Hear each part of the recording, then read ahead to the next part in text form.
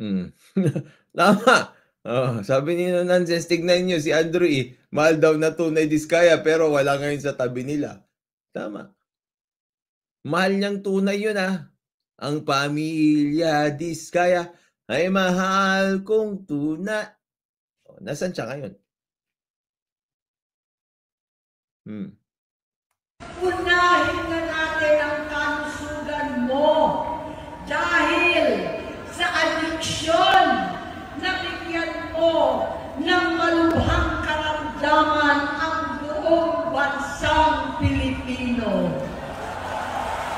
Matatanda na tayo, sakitan na si Mami, alagaan na lang natin ang isa't isa.